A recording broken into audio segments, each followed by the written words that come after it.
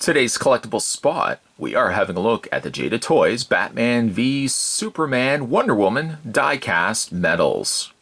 This is product code M17 and recommended for ages 8 and up.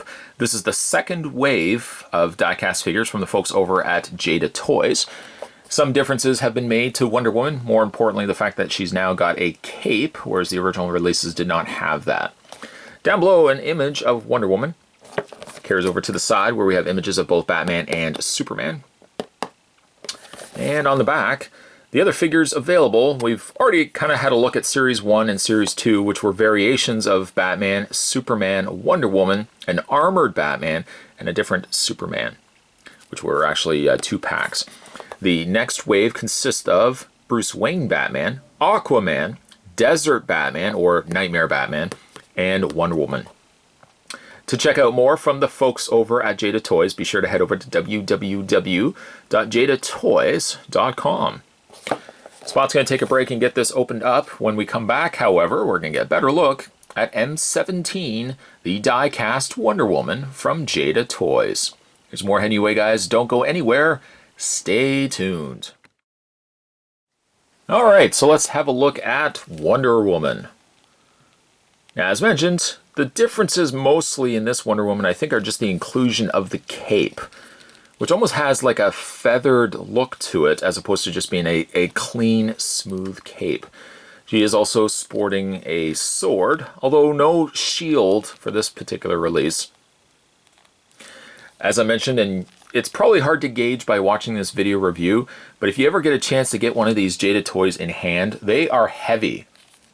Pretty much the whole piece is die-cast metal.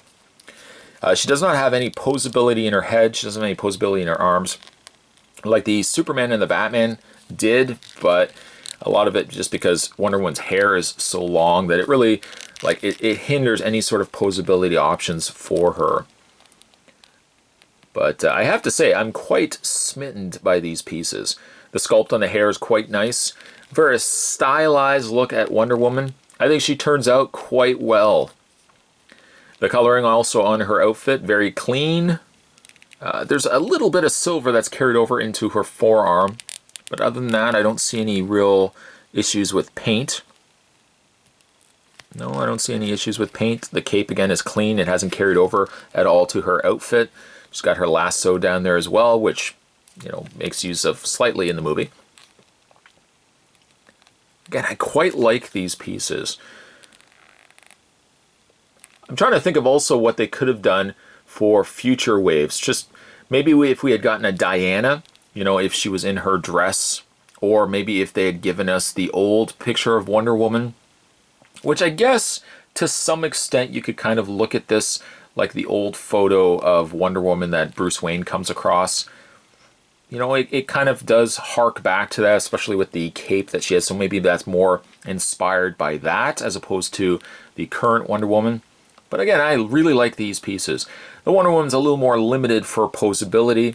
But I mean, really, if that's not so much of an issue for you and you just want to have a great little collectible of Wonder Woman up on your shelf, I really like these. Again, they're very small, very stylized, really heavy. Again, like it's really hard to gauge that something this smaller in size could have this sort of weight to it.